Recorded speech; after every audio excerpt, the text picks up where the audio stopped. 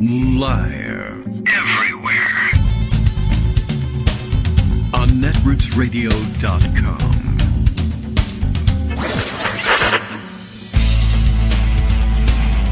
David Waldman. Kagro. In the morning. Now, here's David Waldman. Hey, good morning, everybody. How you doing? Wow, a little froggy there. Okay, hey, how are you doing? How am I doing? It is Wednesday, June 26th, 2024. Time for another show. It is time for another roundup of primaries. It's a Wednesday. Greg is back, so all is right with the world, I guess. Anyway, right here, anyhow. Collection of stories already coming through. Like I said, it is Wednesday. Lots to round up from primary land around the country. Some high-profile races. Some regular races where people should have kept a lower profile, but instead have kept a high profile and will still be around to bother us for the rest of the foreseeable future, I guess. At least through the general election. Lauren Boebert, I guess, made it through her district switch. I guess there's either a lot, I don't know whether it means, are there a lot of Beetlejuice fans in her new district, or are there people who never respected Beetlejuice as a musical and so therefore didn't care what she was doing during it? I have no idea. But she moved to a more reliably Republican district. And I mean, the one she was in was pretty reliably Republican. They elected her, regardless of how obvious it was that she was unfit for office.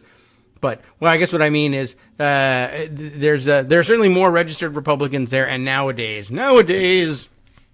these people are, I don't know what. And I guess so reliably Republican, they'll pull the lever for anyone, plus they're more combative. All right, let's see. Where are we here? I don't know. Something, blah, blah, blah. Anyway, just trying to make sure everything is all on the up and up. There were some weird error notices this morning, but Justice says everything's A-okay. I still have a red light on my soundboard, but I guess all the music played okay. We can try just generally trying out a few soundboard items here just to make sure things are rolling while the show is on. My fucking God, get the fucking vaccine already, you fucking fucks. I guess that works pretty good. Okay. All right, so Greg will be here to do that all live and in person. That's bullshit. It is not, and he will be here. Other stories to round up. There are some great ones to dissect, some ones you could be wasting your time with, certainly, as well. Some big news. I'll just let Greg round some of these up, and we'll say, I heard about that one. We read some of the roundups yesterday from the Morning Digest over at Daily Kos. So we'll be revisiting a lot of those. If there's anything brand new, we'll say so. And yada, yada, blah, blah, blah. And here we go. Okay, let's see. All right, just making sure all the notices on the social medias are working correctly as well. I see, I don't know, some sort of unusual message, not the usual morning message from Mighty OCD. Did I miss the original one? Yeah, okay, all right, we'll try that again. Make sure all of those are reposted. Lots of other interesting things happening today as well as we gear up for the debate tomorrow. I guess that means we can do one more run-up to the debate story tomorrow, but let's see. Greg, then we'll have the debate Thursday night, then Friday will be reaction time. Greg will be off for the weekend, but I'm sure we'll all be reacting to it. I might have to, I might end up watching some of it this time. I think this is going to be disaster watched by a lot of people. I mean, originally some of the 2016 and even 2020 debates were watched for disaster watch, even in this house. But, even the production assistants are saying, I don't know, I kind of want to see what these guys look like after so many years, and so many years of reading stories about how old and they are and how they're falling apart. Let's see who evidences that and who does not. But I don't know. I've seen enough. I have seen enough, and I can make the call. I don't think I need to see the debate in order to know that. But if it's on TV in the house, then I guess I won't be able to avoid it. By the way, another story from, again, this too related to the primaries. Perhaps I'll hold on to that one. And we'll get around to all of these things. And I don't know. A few, you know what else we need to catch up with? Just sort of note to self here. Putting this out there as a reminder, we need to catch up on what I guess are the latest they're not revelations because they were reported previously. They're very diligent in telling us in these new reports that they had reported these things before. Were that the state of the evidence in the Trump documents case down in Pervalago is, I don't know, being rehashed. Apparently this was all known, but it's getting another moment in the sun as motions come before Eileen Cannon about whether or not certain evidence should be included or excluded from the trial, which may or may not ever take place, and who knows what. Okay, well, it looks like, have you double-checked Justice to make sure everything is working fine? He says everything, not only is everything working normally on the normal check, but all of the, I don't know, whatever systems that he would check to make sure that all the regular systems that say they're working are indeed working, say it's working too. So I think by now I would have gotten a couple of messages saying, hey, you're not on the air. I don't know. I just have a lot of red lights on my board today, but they seem to be working. I see throughput, so that's the test as far as I'm concerned. All right. Well, we'll see if we can't catch up on some of those court-related stories. It's been a while since we did an update about what's been going on in Eileen Cannon's courtroom, and it's the regular stuff. And she's dragging her feet on everything, including things that really should, have no business taking up any court's time, much less this same court's time over and over again. But that seems to be the play, and she's playing along. And we'll try and update you as best we can on in what excuses she's been buying from which side to drag things out. But Greg Dworkin is here. He's got the roundup of primaries and primary results where results are known, or nail biting where nail biting is necessary, if anywhere. And let's get right to it. Good morning, Greg. How are you? Hey, good morning. So I hear you're broadcasting from the red light district this morning. I guess it is. It's what it looks like. I don't know. It's very distracting. Maybe I'll move some windows around to cover them up so I don't see so many red lights. Yeah. So, it's post-primary day. Yes. So Wednesday. We always enjoy on Wednesday looking back on Tuesday and seeing what's going on. And at this point in the cycle, Tuesday. Certainly the presidential stuff's already decided. Nothing interesting to say about Haley voters. Well, there never was, but this time no. Well, that they won't vote for Trump is very interesting. If they will do that, that's good news. I'd love to talk to them about that. They're not coming in droves. Tuesday, every primary, there's some state that has 30%. I'm not voting for Trump, but we don't have that, so we have to talk about House. You know about the House. Right. It's, square, windows, chimney on top. Yeah, the people's house and all of that. So that one, right. Okay. New York, Colorado, Utah. New York, Colorado, Utah. Okay. For the interesting primaries yesterday. Well, all right. Yes. Let's start with New York. Utah, New York won. We'll go in order. New York won. Hooray. Good job, New York. First, New York. First and foremost. So John Avlon from CNN wins his primary easily. Aha. Too easily, some would say. And Nick LaLota, the current incumbent Republican, is already attacking him as being an elitist who doesn't know anything about his constituency because he only lives in the rich part of the district. Oh, no, not New York. That's crazy. It's funny because, LaLota doesn't even live in the district. But, that's the story. I moved to be poor. He's a centrist. He started No Labels, among others. So if he's on speaking terms or was on speaking terms with the late, great Joe Lieberman, that tells you what you need to know. And yet, given Nick LaLota, Republicans, and a Republican majority, easy choice. Okay. And he's very articulate, having been on TV all this time. He's centrist. He's fine for the district. Okay. And being... all right. So a character that your district can accept is sort of important when it comes to elections. Yes, if you are somebody who doesn't match your district, you're probably not going to win. Enter Jamaal Bowman. And I don't really care what you think about progressive Democrats or Justice Democrats or whatever. This specific individual is a jerk. Oh. And he didn't fit the district. I know. I grew up in the district. Oh. And, there's... Why don't we have you? Somebody famously said, and I don't remember the exact quote, but something along the lines when it came to Trump losing in 2020, the suburbs don't like creepy. They don't like weird. They just don't. Okay. And, you can see in their concession speeches and their acceptance speeches, I mean, George Latimer is a standard politician. All right. I mean, District, we're here for you. We need unity. All the right things. And for those of you who are ready to call him a racist because he says things that are like pretty evident to anybody who lives in the district, Jamaal Bowman is black and he plays that card sometimes, Latimer says. And you know what? It's true. Okay. In fact, at some point, Bowman said, Latimer represents Westchester, but the power of the South Bronx is going to show that MF what's going on. Oh, well, that was nice of him to say. Yeah, especially because the South Bronx is not part of the district. All right, well, that would be a mistake. But he might be just calling to give you an him idea, for muscle. Jamaal Bowman's also the guy that pulled the fire alarm. Jamaal Bowman's also the guy fun, though. that said right after October 7th that stories about Hamas atrocities and rapes on Jewish women in Israel were lies. That seems less fun. Okay, and so however you feel about that particular conflict, we're talking about the district. You have to remember Scarsdale and a lot of the other parts of the district are pretty heavily Jewish. Yes, well, all right. So that didn't go over well. Okay. That's what I mean about hitting the district. Lose. Yeah.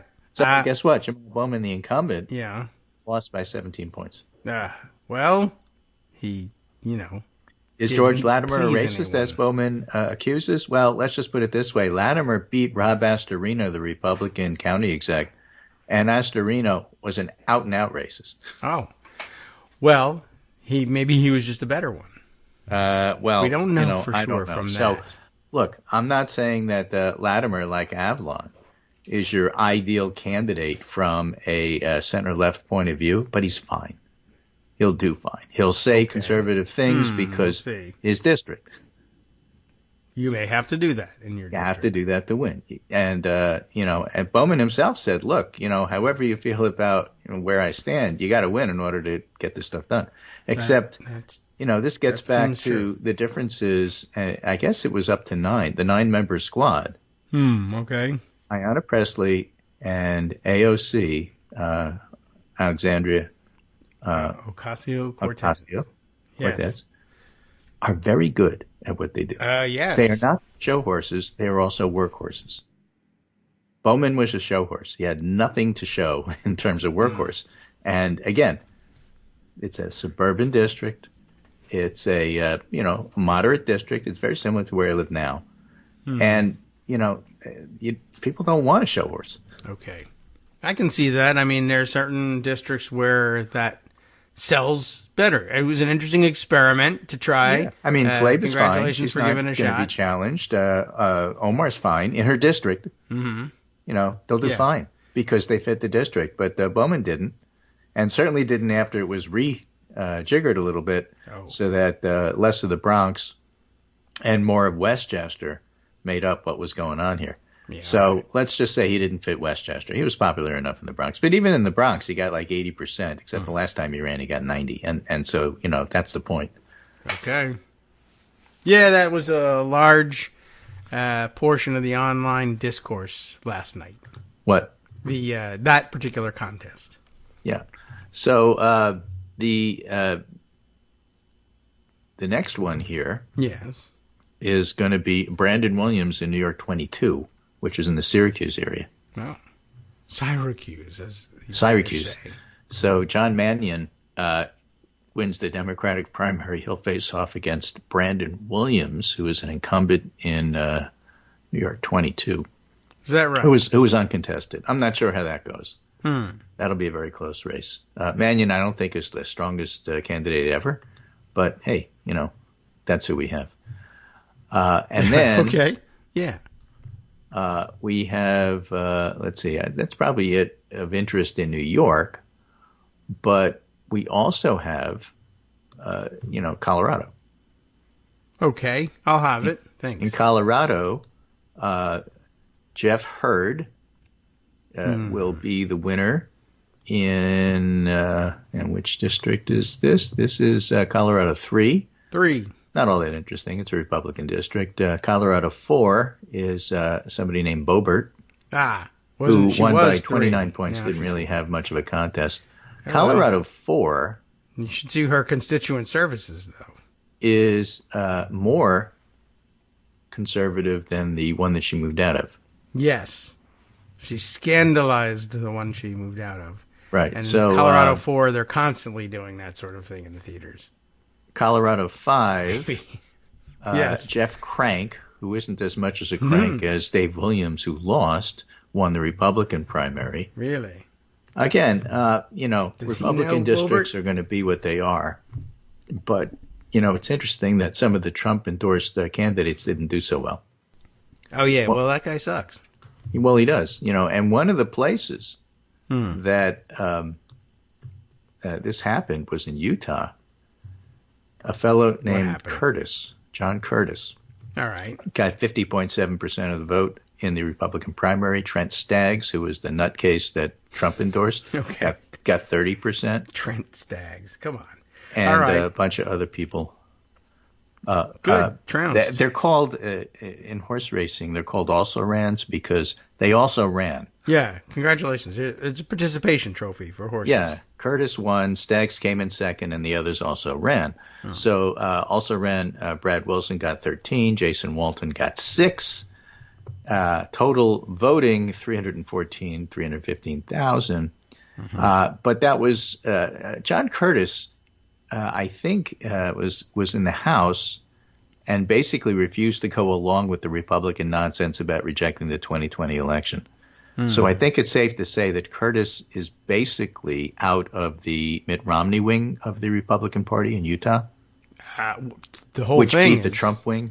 Yeah, okay. Just want to give you an idea what's going on here. Curtis won almost every county. Staggs just won one. Okay. Little Washington County. Oh. He won at 42-39. And, the point there is Utah is going to vote Republican, but they're really not Trump people. Well, if there's anywhere where Mitt Romney is going to have sway, it'll be the state where he wasn't governor but is senator. Utah. Well, yeah. Mormon state. He's very much a Utahn. He is now, and he kind of always was. But, that's okay. Great. And I want to bring Trumpy to you guy loses. what I thought was a really interesting piece. This is in Split Ticket, which is a relatively new electoral analysis site. They're really good. And I have to remind you, I grew up in Yonkers, so I know the Westchester area there pretty well. And they do a wonderful job summarizing what's going on here. Okay. They write, Congressman Jamaal Bowman is facing strong primary challenges the night before the primary from Westchester County Executive George Latimer in New York 16. Despite national inter-party dynamics, local complications broaden the race beyond a simple clash between progressive and moderate Democrats. Differing electoral priorities of communities in Lower Westchester and the Bronx are driving the contest coalitions. So Jamaal Bowman was a decent representative for the Bronx. Not so much Westchester. And Westchester is much larger in terms of who's in the district. Okay. And then they go on this is where it gets interesting. The differences in communities often stem from divergences in settlement patterns. Suburbanization was slower, steadier, and began earlier in Lower Westchester than on Long Island. Instead of Levittowns and strip malls, Westchester's inner-ring suburbs were Bronxville, Scarsdale, Rye. They're designed by and for white Protestants. I see. And I have to tell you, when I was growing up, and this was in the 70s in Yonkers, Bronxville was still very WASP. Like, if you were Jewish, don't even look for a house there. Oh, I see. Because they're not going to sell you one. And Scarsdale was already becoming rather Jewish. Okay. And I don't know about Rye. That was a little bit further out, a little bit just beyond bicycle range, so I didn't know that much about Rye. Okay. Here, Catholics and Jews were actively discriminated against through the 60s and 70s, and that's where I grew up. The net result is that suburbs like Scarsdale, which became plurality Jewish by 1980. Yeah, okay. And I left the region in 75 to go off to college in Boston. And yet it still became majority Jewish. Are significantly more left-leaning than analogous suburbs on Long Island, such as Roslyn, which is also affluent, heavily Jewish, but pretty conservative. Okay. Which makes sense to me because the only people I know from Roslyn, and I know several, they're all anesthesiologists. So it doesn't describe, it doesn't, doesn't surprise me. It's relatively conservative. Yes. Plus, you fall asleep when you. Scarsdale organized against Bowman. They didn't like him, and they provided a lot of the votes. The second thing to be aware of are the district's racial and religious demographics. The racial demographics: 39.7% white, 28.8% Hispanic, 25% black, 7.9% Asian. We estimate the district's between 8 and 9.5% Jewish, with adults in Jewish households representing between 12 and 14% of the voting age population. The data doesn't show the district's high level of segregation, like 52% of the black population lives in Co-op City in the city of Mount Vernon. Okay. Right? So basically, Co-op City, which when you're driving from Manhattan to Yonkers, you pass through the Bronx and Co-op City on the way, right before you get to the Yonkers border. Okay. And Co-op City is Jamaal Bowman country. All right. Yeah. The political careers of both Jamaal Bowman and George Latimer emerged from, and by the way, Co-op City, for those who are unfamiliar, is just an enormous housing complex, which grew up on the site of the old failed Freedom Land amusement park, which was built in competition to Disney and lasted just a couple of years. Yeah, I guess I don't know much about that one, so I guess they didn't do that great. Again, when I was a kid, I went there once. My parents took me once and said, I'm not going back. Okay. And it failed.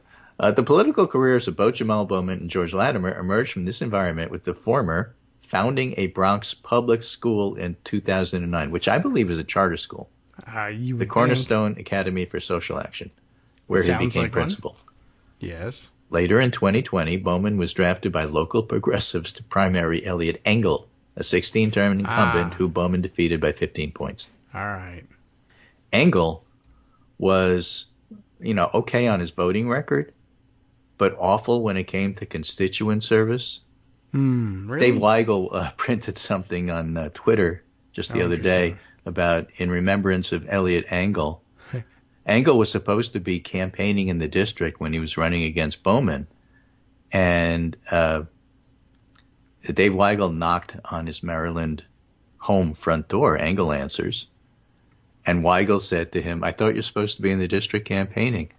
And Engel said, and I quote, "I'm in both places." Okay.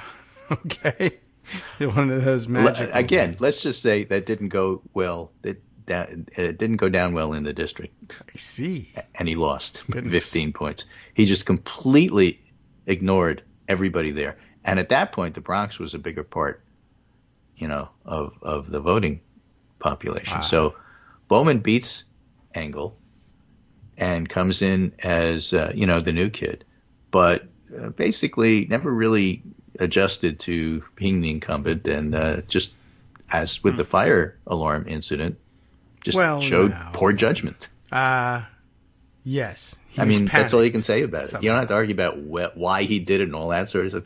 It's poor judgment.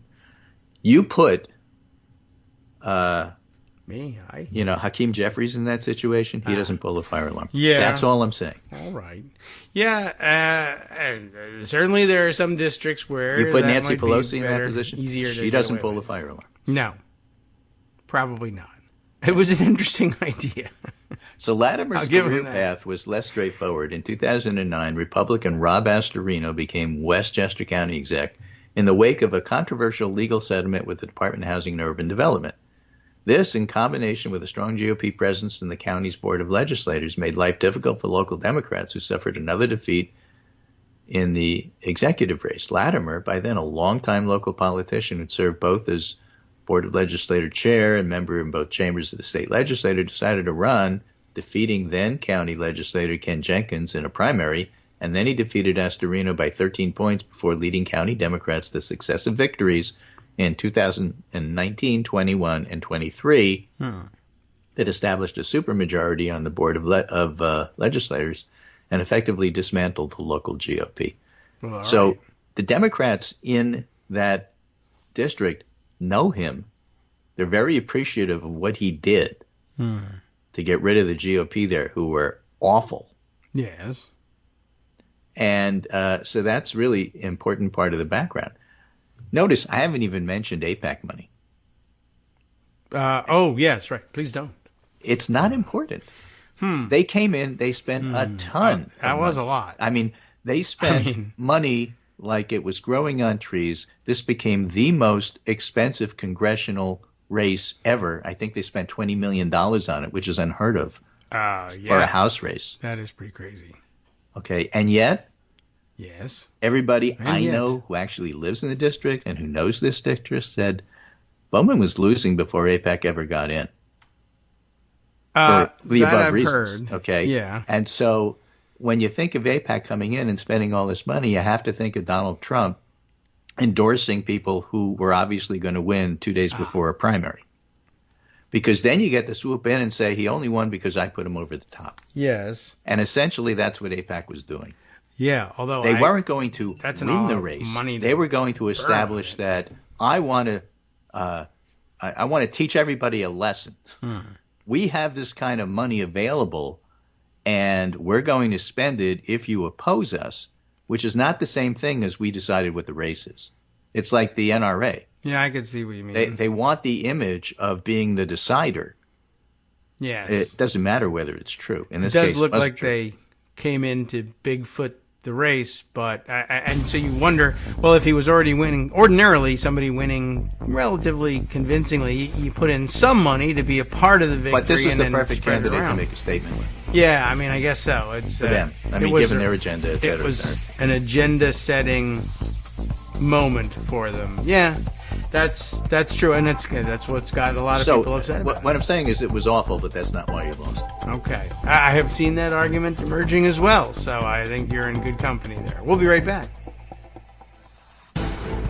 Hi, everybody. It's me, David Waldman. Yes, the same guy who interrupts you all the time. Interrupting you one more time just to tell you again, another reminder that your contributions are what keep this show on the air, and Patreon.com, Patreon.com, is still among the easiest ways to make the sustaining subscription donations that keep us afloat.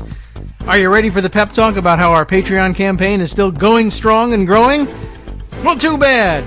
Yeah, the plain fact is we actually are headed in the wrong direction, and whereas we once had about 175 monthly patrons, we're now actually down below 150. Time to recruit some more. Not exactly the kind of news I wanted to share, but there it is. For those of you in a position to support the show, Patreon.com does make it easy to make those secure, recurring monthly contributions to do so. Patreon.com/KagroX gets you straight to our donation page. We've been through a lot together. The worst of the pandemic, we hope. The worst of the insurrection, we hope. So go ahead and treat yourself. You don't need an excuse. Give yourself the gift of a little something you enjoy in life. Support the show. And of course, if you happen to prefer using PayPal or even the Square Cash app, we're up and running on those options too. So thanks again, everyone, for all your support. We couldn't, or at least shouldn't, do it without you. Hope you'll be on board soon too. Thanks for all your support. All right, welcome back, everybody, to the Hero in the Morning Show here on Netroots Radio. Greg fell over there for a second, but we'll prop him back up. And I don't know what that was. I'm looking at the maps here. They have a very interesting and detailed voting map of some kind. How did they put this together? Is this from the results from yesterday? So a very detailed map of concentrated voting. This was 2022. Oh, I see. Okay. No so wonder. that I was map like, that seems pretty showed fast. That, to have for example, that Bowman got Yonkers. Yes. And he got this is the Westchester part. Okay, and he got the Bronx, as I said. I see that. You could see the little tiny piece of NYC at the very bottom in purple. Yeah, just dips into the north of the. But the important part, this is 2022. It sure is. Okay. I didn't realize that, but it is. Look at Scarsdale, right in the middle of the map. Look at Rye, which is all the way to the right. Yeah. Harrison. Yep. Edgemont. And the northern part of New Rochelle. Got it. heavily Jewish communities. My point is Bowman lost those communities in 2022. Wasn't a fire alarm. They never liked him. Yeah, I can see. All right, that is interesting. And then they have this piece here. While it is easy to pin, and this is again from the split ticket analysis, which I thought was right on the money. Okay. While it's easy to pin this solely on Bowman's policy positions towards Israel, it must be said that some Jewish voters and organizations like J Street rescinded its endorsement of Bowman in January. For all that you dislike AIPAC for being conservative and Likud supporters, J Street are the liberal Jews in politics, much less powerful, much less money. But they had initially endorsed Bowman, and they rescinded it. Even they couldn't tolerate him. Okay. They took just as much of an issue with the rhetoric and framing and the approach championed by Bowman and groups like Jewish Voice for Peace, which some but not all Jews consider to be tokenizing and inflammatory. This is compounded by a recent and sudden surge of hate crimes in the district, including one incident involving a man caught with semi-automatic weapons while driving around in a swastika-emblazoned car. So it's unsurprising that many Jewish voters consider Bowman's comments unhelpful. Okay. An incident that cannot go unmentioned is when Bowman said, and later retracted, that, quote, there is still no evidence of beheaded babies or raped women on October 7th, and they still keep using that lie for propaganda. This in combination with Bowman not visiting a synagogue since October 7th has created the perception that Bowman doesn't take anti-Semitism seriously. Again, you got to fit your district. All right. Yes. Oh, dear. Okay. Well, whereas on the other side, many of the district's black voters sided against him in 2017 and in favor of Bowman in both 2020 and 2022. Latimer's use of colorblind rhetoric doesn't go over well, and some labeling it as, at best, impersonal and out of touch. I see. While Latimer has tried to counteract the view by championing black politicians he supports and referencing the multiracial neighborhood he grew up in, some black voters see this as tokenizing in much the same way that some Jewish voters view Bowman's attempted outreach, which is really difficult. I mean, these guys are trying to reach out to the other community, and basically they reject you. And so how do you respond to that? In my view, my own personal view, Latimer still tried, and Bowman gave up. No. Well, he may have thought he could pull it out anyway, but that's inexperience in the office. So it's likely, they said, the result will hinge on relative turnout. Well, it turned out that Westchester turned out and the Bronx not so much. Late in the day, like 5 p.m., there was one Bronx election area that was reporting a grand total of 19 votes. Oh, well, you need to vote. Yeah, but there's persuadable voters. There's swing communities. There's Italian population, Hispanic, Asian, who aren't in this, fight that we were discussing. For Latimer, the river towns, that's Dobbs Ferry, Hastings, and the other small towns that line the Hudson, Pelham Manor, they could be more elastic than expected. Portchester, which was part of Latimer's state Senate district, and Yonkers could enhance his standing, although I think in the end Bowman did fine in Yonkers. Such a situation is especially plausible given recent polling, but it's far from certain. And, Bowman could maintain support in working family party strongholds, which is where Hastings and Dobbs Ferry come in. Ah, okay. I see them here on the map as from the 2022 map. Also, of course, the enormous fundraising gap between them. Yes. So that's what happened, and it turned out Latimer won going away. It wasn't even close. Where did he go? Yeah. So here's the New York Times. Congress. And again, why are we spending so much time on this race? Well, so much money was spent on this race. That's one thing. That's right. They have to. They bought us. And it was the marquee race, really, because nobody was quite sure what the outcome was going to be. And it speaks to an upcoming election where the different factions of the Democratic Party each had their champion. And, the Justice Democrats, the Bernie Democrats, the Squad Democrats, at some point, whatever you think Democrats of them, at some point need to come into the fold and vote for Biden. And not mentioned in this article is that Jamaal Bowman actually voted against Biden a couple of times, like in the Infrastructure Act, which also ticked off these normie Democrats. Right. We're celebrating Latimer's getting rid of the Republican stranglehold on Westchester politics. And so, again, that's something else that just didn't fit the district. Yeah. So I'm just saying this was not a conspiracy from outside money, and especially outside Jewish money, to somehow oust Jamaal Bowman. That's not what happened. And that's why it's so important, I think, to go over the details. It's interesting. And I think they saw an opportunity to oust him. That's true. But they saw it because it was there.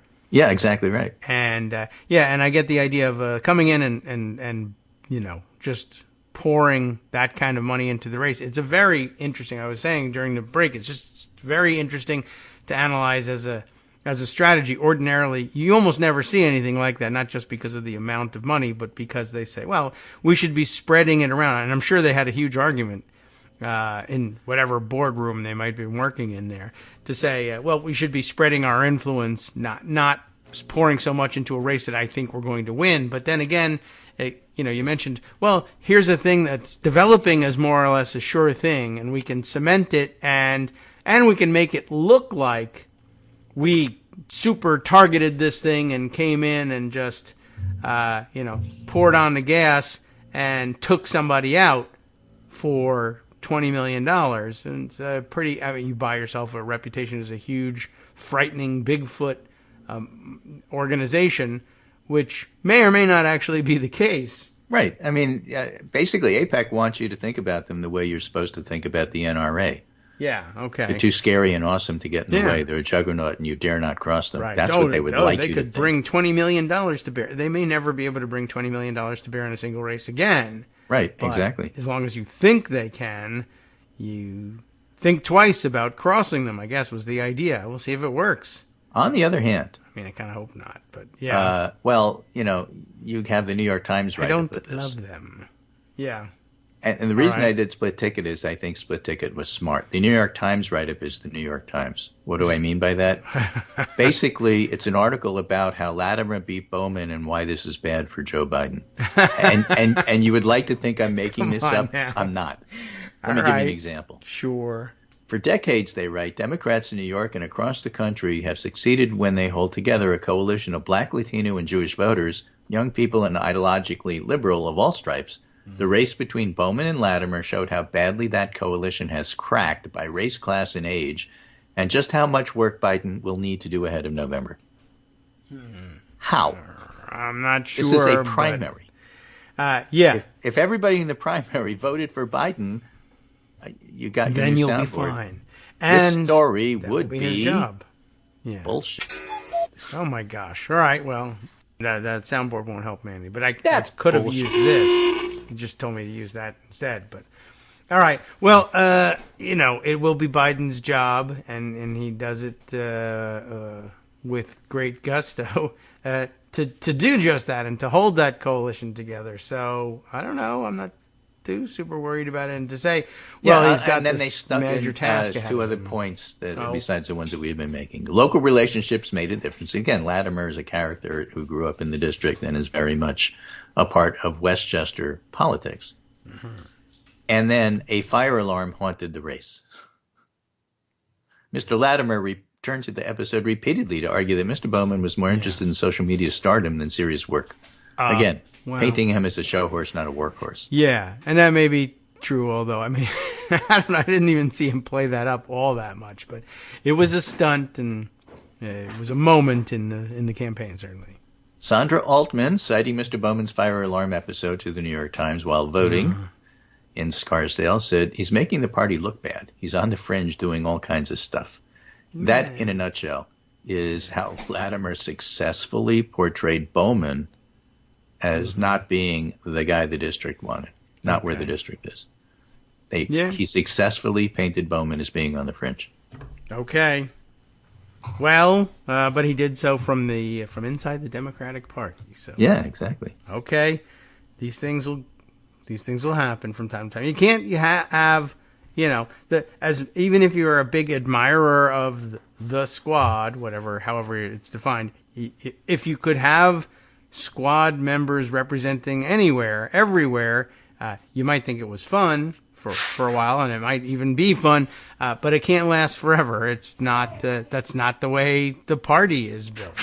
You represent districts where it's possible, and you take your shot, and occasionally you'll get a couple of years representing a district that doesn't particularly fit the squad demographic necessarily, and enjoy your success, and if they can hold it together with constituent service, the district may grow to love them. But you gotta put in the time and the effort and make it through a couple of elections. It's not automatic. In your first and second term, everybody is super vulnerable. Squad, non-squad, Republican, Democrat. Democrat, a truism that people forget. People think the incumbency thing means something, but eventually, in your first election after you've been elected, that's your most. That's traditionally the most vulnerable, and lots of the party organizations know that and spend lots of money to protect their newest elected members. And it's the role of the party elders, sometimes, because when they're passing out money, they're the party elite, of course. If you're not getting that money, they're the party elite. If you are getting that money, it's the leadership that's helping you. Right now, Joe Courtney, who covers the eastern half of the state for the Democrats, used to be known as Landslide Joe, still is in some circles, because in his very first race, he won by less than 100 votes. Okay. All right. So Landslide Joe runs the second time, and the party pours a ton of money into that district. Yeah, you want to hold on to it. That's where the submarines are built. That's where New London is, and he played himself up as a defense guy, and you just don't see that in his subsequent races. You don't need to. He's established now. He's safe. Yeah, you put in a couple of you don't rounds. put in a ton of money to protect Rosa DeLauro. Right. She's providing the money. That's the point. You get somebody in there that's good and stable and a known quantity and very, very, very likely to continue for as long as they want. They continue to go out and raise money. They're popular people, and they then use that money. They put it in the pipeline, sometimes through the party organization, sometimes directly with a leadership PAC. But again, we've talked about what those are and how they come to be known as leadership PACs. And what they do, what the purpose of them is. The newer the member, the bigger the risk in their reelection, even when popular. It's just true. People just aren't used to. It becomes a force of habit eventually. I've been voting for this person for 20 years. There's no question in my mind. Whereas, he's done a great job. He's been in the news all over the place, and it's actually passed legislation. Yeah, but we just elected him like 2 years ago. I don't know this guy. I never did. It depends where you're from. Mm-hmm. Like Johanna Hayes, my Congress critter. Yeah, okay, yes. Okay. I think she's on her third race or fourth race. I don't know. But if your family wasn't in Newtown 400 years ago, you're a newcomer. Oh, right. There are places like that. That's true. But representation on the ballot. You get used to it, and seeing the name in print for all that time makes people comfortable with it. But it takes a while. Even 2-3 elections isn't necessarily enough to cement it, but definitely, it's a rule of thumb. Your first race for re-election, they'll tell you that's tougher than the one you got into the district with. Your first win isn't as hard as your first defense. So.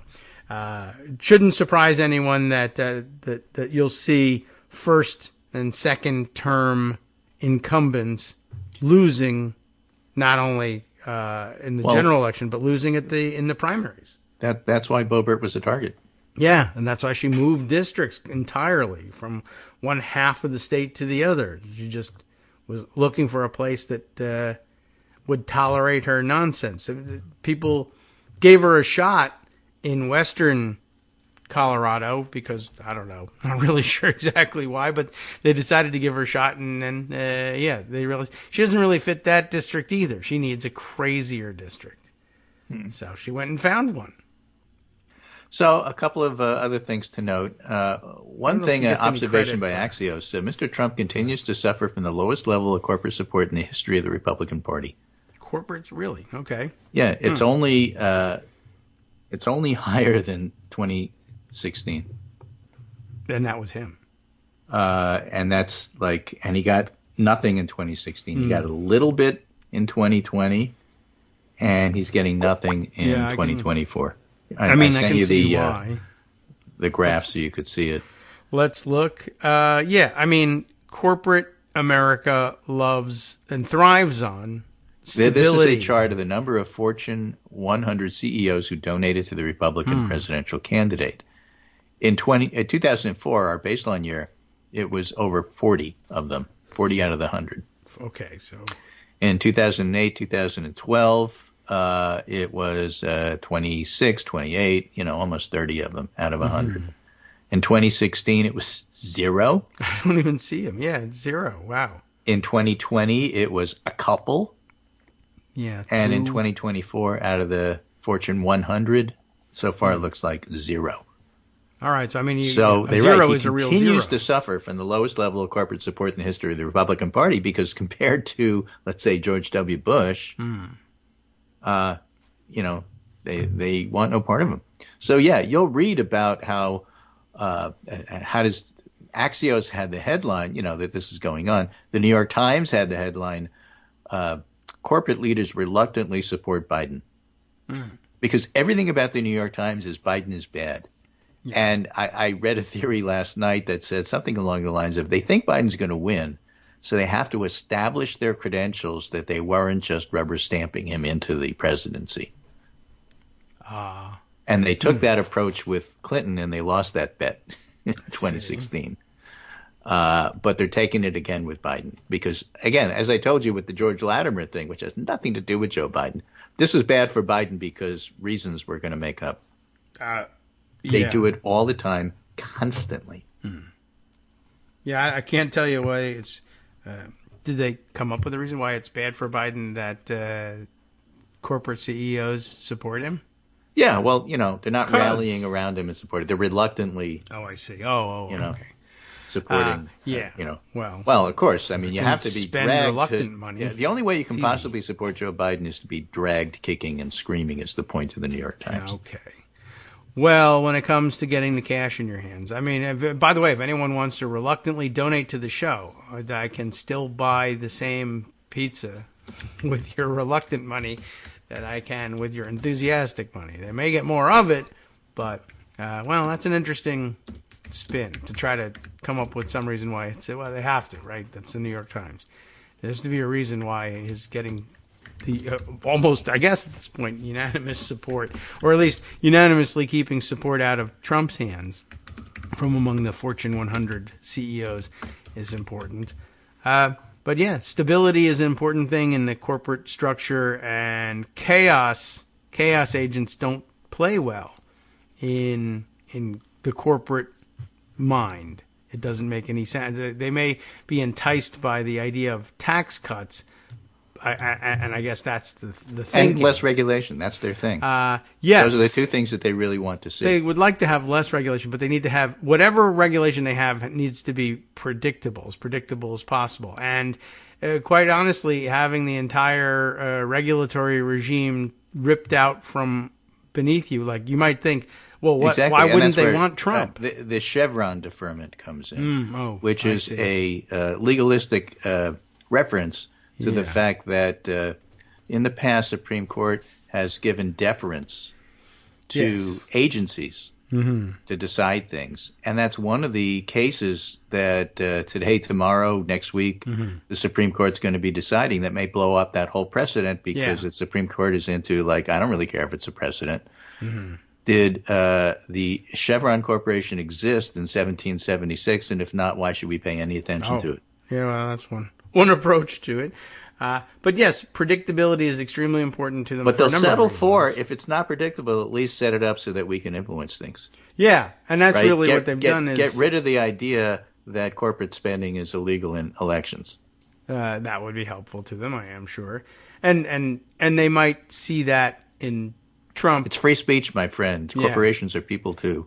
But even the idea of eliminating the regulatory bureaucracy, I'm sure Trump thinks, well, why wouldn't corporate CEOs want that to happen? And they would like looser regulations. They would be able to bend the rules more often in their favor. But the rules, they want the rules to stay in place. The rules are great barriers to competitive entry into their fields.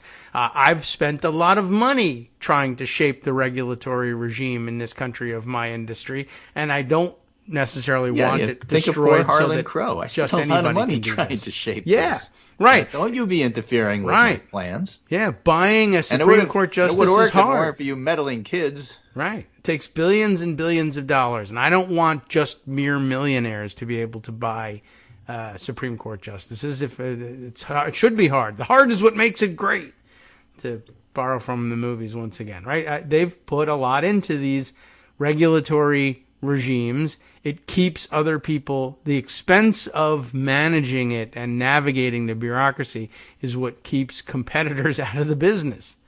They like it. They like a certain amount of Byzantine regulation. They like to be able to move it out of their way when necessary and make exceptions for their companies. And they've spent a lot of money, essentially grooming, to borrow another one of their terms, grooming people to believe in a regulatory state that follows the contours of their beliefs.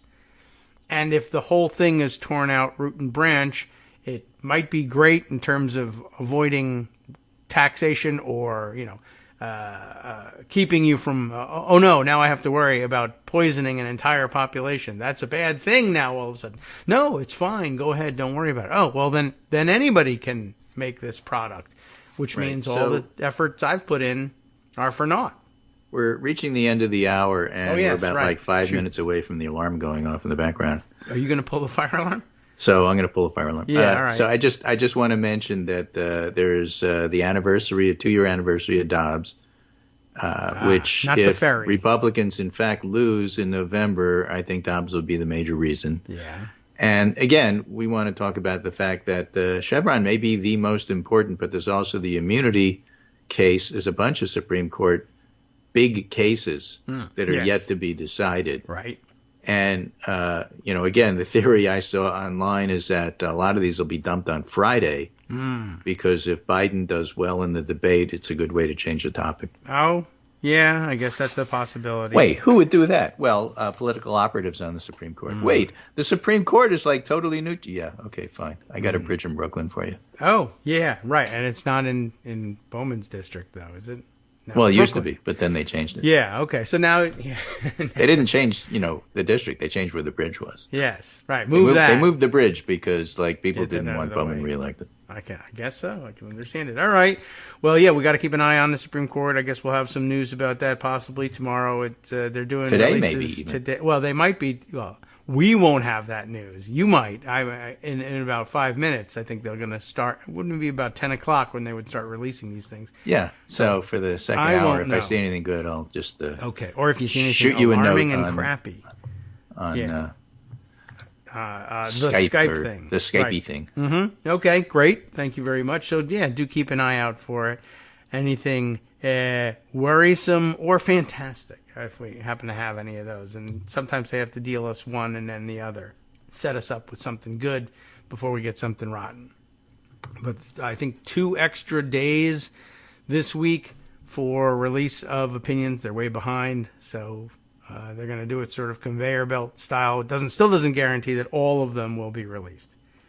So, okay, very good. We'll keep an eye out, and we'll move on to some of the other topics, although a lot of them that I have in pocket are related to the various primary events, including. Yes, I'm sorry. Did you have something last minute? There's one other thing to add about New York, which didn't come into that article at all about Bowman versus Latimer. Something else, okay. Well, just a reminder for the background for people who don't know, the New York Democratic Party is awful. Oh, yes. It's not quite as bad as the New Jersey machine, Well, now, hold on. Where George Norcross got indicted and Menendez got indicted. But as far as effective political leadership, Yeah. the New York Democratic Party is the people who gave us Andrew Cuomo and Kathy Hochul. Yeah, New York Democratic Party. I did see something and lost winnable House seats. Yeah, I saw something on the social media last night where people were making generalizations and saying, various things that have gone wrong in New York governance, for instance, and saying, New York is governed by Democrats and yet X, Y, and Z. Therefore, I have no particular loyalty to Democrats. That's something that somebody who's not a New York Democrat or has not been a New York Democrat for a long time says, in trying to convince New Yorkers to move, I guess, off of their allegiances to the Democratic Party. But New Yorkers and New York area Democrats know very well. It's not the same thing as the National Democrats. They do some very weird and very inexplicable things, and very frequently you will find that they do absolutely Republican things, especially in the state legislature. For a long time, that was a huge problem. Like splitting the party and having a rump faction that allies with the Republicans to elect Republican speakers. Yes, things like that. And so, there is a great point, that's the sort of thing that a Democratic Party that doesn't feel particularly beholden to the rank and file Democratic voters does. And it's their security in office that allows them to think they can get away with it. That's true.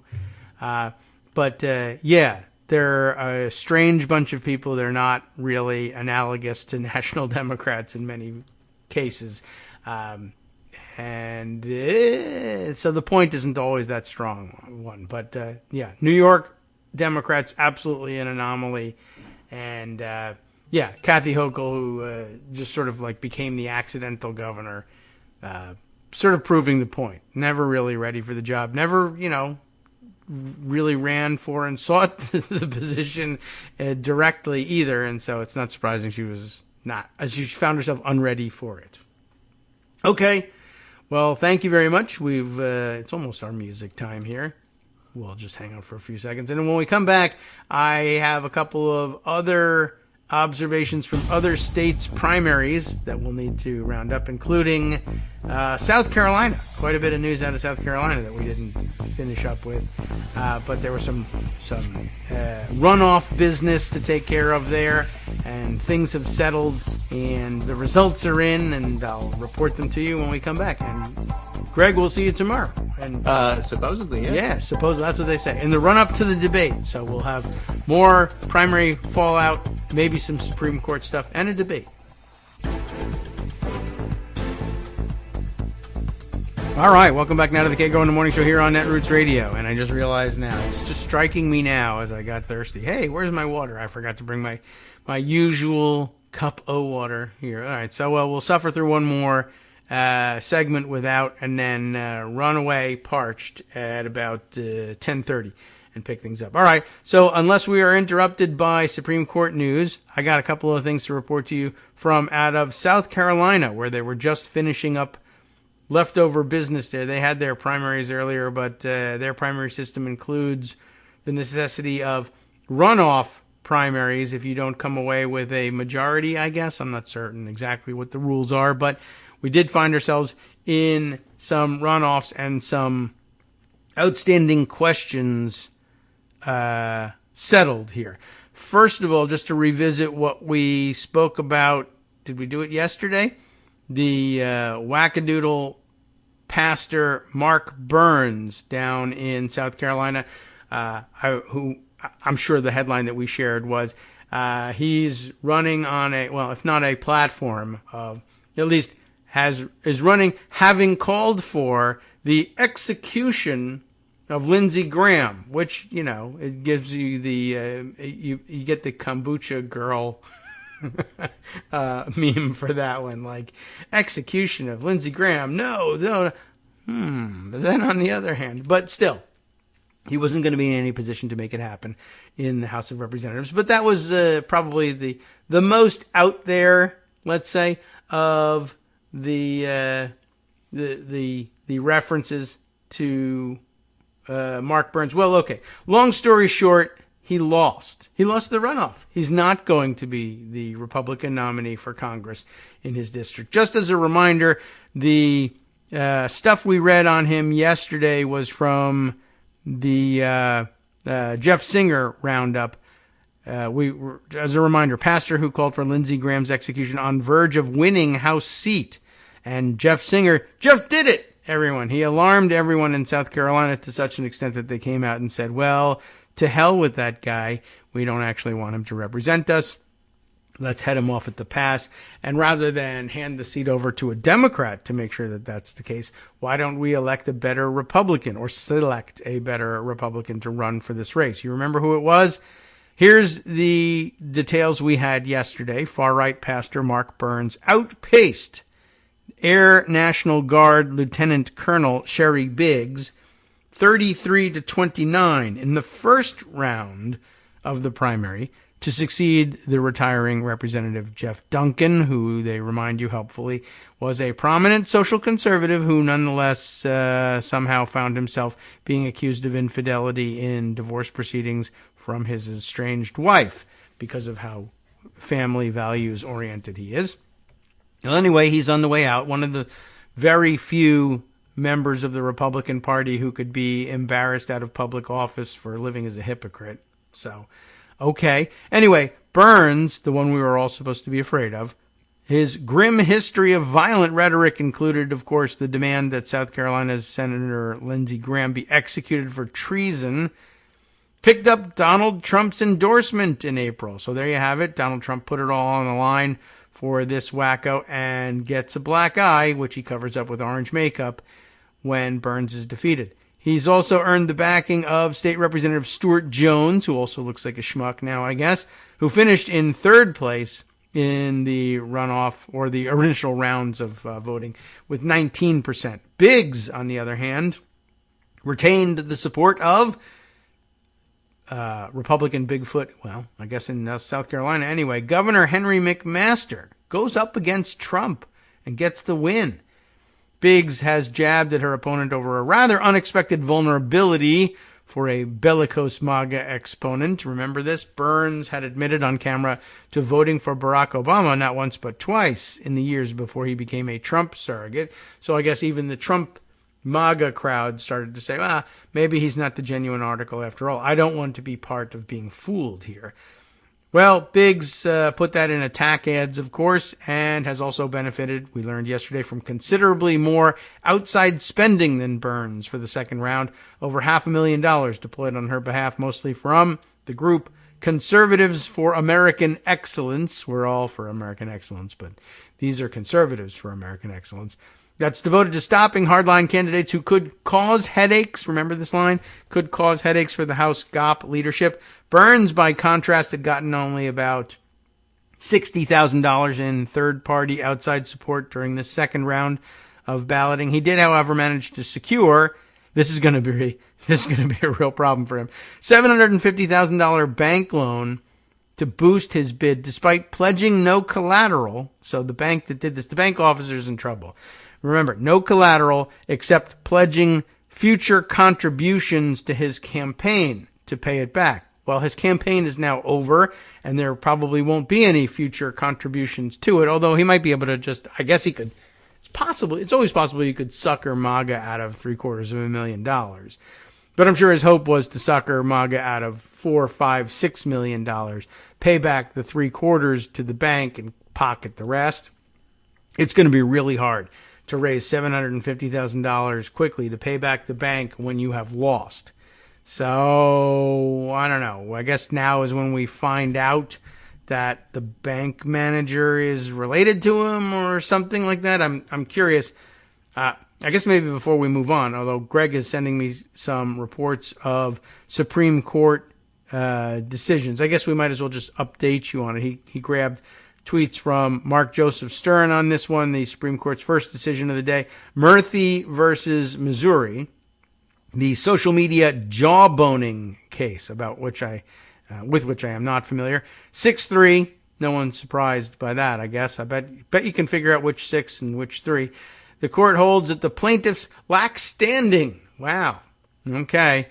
Big win for the Biden administration. Okay, and another loss for the Fifth Circuit. Okay, so maybe the 6-3 is going to be a little bit mixed on that one. But now that you know that, you could probably put together the 6 and the 3, knowing that it's a victory for the Biden administration and a slap in the face, deservedly, to the Fifth Circuit. Alito, Gorsuch, Thomas, that's your 3. SCOTUS says 6-3 that suing over social media COVID censorship lacks standing. Okay. Look, some more news that he's sending me. Republican Congressman Adam Kinzinger endorses Joe Biden for president. How do you like that? Okay. Also, some heads-up news. It is Steve Vladek's opinion that only 1 or 2 opinions should be expected today, and we will see. All right, by the way, so Amy Coney Barrett wrote the majority opinion in the Murphy versus Missouri case. And what other? Interestingly, Vladek bases his prediction on how many boxes of opinions were delivered to the press room. Well, it's an indicator, right? I guess if you see him backing up a truck and taking off a pallet full of boxes, you got to be thinking, yeah, we know they make about X number of copies for the press room of each of the decisions. The decisions are usually within a certain page count. I guess you can kind of tell. So only 1 box today means, an opinion of a standard size for a standard cohort in the press room will occupy 1 box. 3 boxes means lots of opinions. 150 boxes on pallets means you're going to be there all day. So, okay. All right. With the Supreme Court breaking news out of the way, I want to go back and do an investigative look at Mark Burns' $750,000 loan, see what we can learn about that from the Post and Courier, the local paper. $750K loan fuels right-wing pastor Mark Burns' congressional bid. Unclear how he'll pay it back. That's the right headline there. Nick Reynolds for the Post and Courier back on June 19th. And I'm curious if they'll tell us, which bank gave us the loan. I'm sure they won't have the name of the loan officer, but investigative reporters can start sniffing around and ask that question. Congressional candidate Mark Burns likes to project the image of a self-made man. He built himself up from an impoverished upbringing in rural Anderson County, and that's always good, to become the leader of a multinational Christian television conglomerate, the Now Network. I didn't realize that. He has the ear of former President Donald Trump. It's a giant grizzled ear, painted orange, and disgusting, and by most reports smells terrible if you want to get in there and whisper, for whom he has served as an informal spiritual advisor on each of his 3 presidential campaigns. And when Burns announced his bid to run for an open seat in the 3rd Congressional District earlier this year, he did so with the acknowledgement he was likely to come out much poorer than he entered it, in terms of paying for the race. But then I'm sure he intended to grift his way back to affluence once he was in. I will spend as much money as I can on educating the majority of the people in the district, Burns said in an interview in April. But with the Burns campaign nearly $1 million in debt leading up to the June 25th GOP primary runoff, some campaign finance experts are expressing concern about who is ultimately footing the bill. According to its most recent filings with the Federal Election Commission, the Burns campaign has been almost exclusively funded with that $750,000 loan, or $750,000 totals anyway, in loans, by the Bank of Washington, a Missouri-based financial institution with no physical locations outside of the St. Louis suburbs. That's going to be interesting. And it's unclear how Burns plans to pay it back. His personal wealth is unknown. As of this writing, Burns had not filed a required ethics disclosure with the U.S. House of Representatives clerk, while his ministry is not required to publish tax disclosure documents like a Form 990 that could lend insight into the scope of his assets. When his campaign began, Burns was already 6 figures in debt from his last congressional campaign in 2022 against incumbent William Timmons. And while it is commonplace for candidates to fund large shares of their campaign operations from a private source like a bank, candidates typically need to put up some tangible form of collateral like their house in order to secure funding. Burns did not do that. According to loan documents, maybe we can see who the name of the loan officer is. Loan documents reviewed by the Post and Courier, Burns' only collateral was the promise of future contributions to his campaign, a promise that at current rates is unlikely to be realized by the June 25th runoff. So even on June 19th, they knew this was a bad idea. Wow. Let's see. Oh, and by the way, along the way, there's a teaser for another story noting that Nancy Mace racked up nearly $17,000 in fines as a state representative. She will only pay a fraction of it. Nick Reynolds reporting in another story. Maybe I'll put that aside, at least so you can take a look at it if you want to later on, now that I've teased you with it.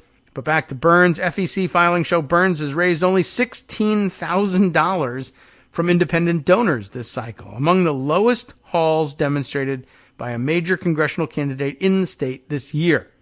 Burns has also not contributed any money to his own campaign, in contrast to the deep-pocketed rivals like 3rd District runner-up Stuart Jones and Sherry Biggs, his opponent in the GOP runoff. The pair finished 1-2 in the first round of voting on June 11th, sparking the runoff, with Burns collecting 33% to the vote to Biggs' 29%, a separation of about 3,500 raw votes. To win the GOP nomination to represent the Northwestern South Carolina district in D.C., following incumbent Jeff Duncan's announced retirement, wink, wink. The lack of money raised could be a cause for concern, according to FEC rules regulating bank loans, if a campaign committee pledges its future receipts as security for the loan. Yes, tell me more. Then the amount loaned by the bank must not exceed a reasonable estimate of anticipated receipts based on documentation such as cash flow charts or fundraising plans. My understanding from reading the FEC language is that a loan would be acceptable as long as it is likely to be repaid, said Elliot Vitties, a professor emeritus at the University of South Carolina and an expert on campaign finance reform. The question then becomes, has the amount raised so far met the standard? Great question that shows the latitude for campaign financing.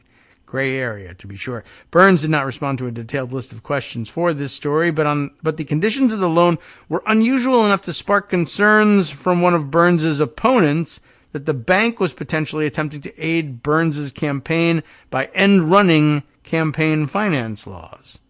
That is a reasonable accusation to make, I think. In early June, one of Burns's primary opponents, Kevin Bishop, a former aide to U.S. Senator Lindsey Graham, who Burns wants to execute, wrote to the Bank of Washington leadership requesting a meeting to attempt to secure a loan similar to the one Burns had received. He got it. Can I have it? Well, we're all out of money now, but okay. No. He argued that he was a great candidate for it. At the time, Bishop had raised substantially more money than Burns had. Bishop is trying to make a legal point here more so than actually get the loan, I think. And if the bank was operating within limits of campaign finance law, if Burns was able to receive funding, then Bishop logically should have been able to as well. Bank loans like Burns received, per FEC regulations, are not considered contributions if made in the ordinary course of business and on a basis that assures repayment. And if the bank was in the business of doling out loans to candidates who seemed unable to make good on their terms, a person who had already raised nearly $200,000, like Bishop, should have been a prime candidate for a similar loan. But guess what? The bank didn't get back to him, and Bishop grew anxious. I am starting to grow concerned. The $500,000 loan to Mr. Mark Burns, and that's only part of it, because I guess eventually he got $750 out of this. The loan to Mark Burns may be viewed as an illegal corporate contribution. Bishop wrote in a June 7th email to the bank obtained by the Post and Courier. If this loan is not available to other candidates, it would surely bring scrutiny as to how this loan was made in the first place. The underwriting terms, at least on its face, appear to be unusual, if not illegal. And yeah, I would say so. He's got a great point. There may or may not be more investigation into this. Oh, there's more in this article, though. Buzz Eckelkamp, the president of the bank, later wrote back to Bishop saying he was, quote, not currently interested in pursuing additional loans of this type. Now, I can understand that. Maybe it was just he was the first one in the door and we'll never do that again. Or it could be, we have some strange relationship with Burns. We just want to back him and we don't feel like backing you. But if any banker understood the dynamics of political campaigns, it would likely be someone like him. Who is Buzz Eckelkamp, you might wonder? Over the past 2 years, members of the Eckelkamp family have donated thousands of dollars to Republican candidates, including sitting U.S. Congresswoman and former Republican National Committee Chairwoman Ann Wagner of Missouri. At least she's of Missouri, right? But also South Carolina Senator Tim Scott. How interesting. Susan Eckelkamp, another member of the family, sits on the bank's board of directors. That's not a surprise. And was a staffer for 3 Republican U.S. presidents. She was also a longtime official within the Missouri Republican Party, including a stint serving as its national committee woman to the Republican National Convention. Buzz Eckelkamp did not respond to multiple requests for comment. Arrangements like Burns's are unusual, but not unprecedented in federal campaign finance law. In 2018, Mississippi congressional candidate John Trent Kelly was dinged, as they say, by the Federal Election Commission for securing a bank loan that was later revealed to have been backed by an outside donor, essentially allowing them to skirt around federal contribution limits, right? I'll give you a loan from the bank for $750,000, far in excess of how much I can actually contribute to you. But I make the loan to you knowing that I'm just never going to get that money back. That's skirting the law. That's just an illegal contribution. But if you think you can prove that it was reasonable for you to think you were going to get paid back, that's enough to avoid it, I guess. FEC regulations do make clear that if the money or collateral that is put up to guarantee the loan comes from someone who's not the candidate, then it's subject to the contributions limit. Shanna Ports, senior legal counsel on the campaign finance team at the Campaign Legal Center, said in an interview, so if someone is guaranteeing a loan with more than the contribution limit, that becomes impermissible. Burns could pay back the loan from his own pocket, but theoretically it would be difficult to determine where the money came from. So, Harlan Crow could send it to him, but unless you did the sleuthing, you wouldn't necessarily know it. His church, the Harvest Praise and Worship Center, is not legally required, by the way, to file a Form 990 with the IRS, leaving the public without a means to see the organization's cash flow, and the sources of Burns' income remain murky. We don't know how much the church pays him in salary.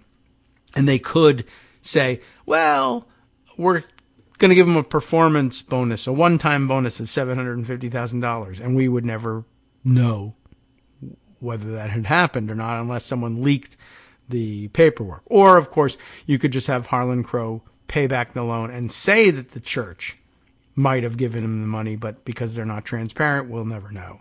Who knows how they'll use that?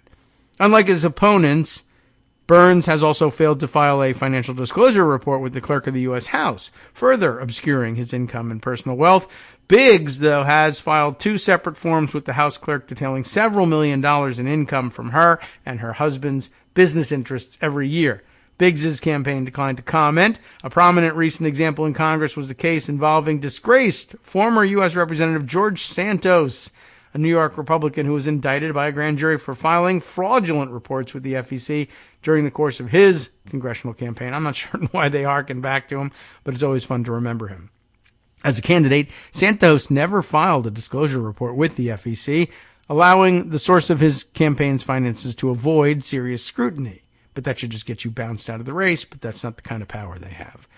Those are really important documents because they can provide insight into issues like this one, said Ports of the, that's the person's name, Ports of the Campaign Legal Center.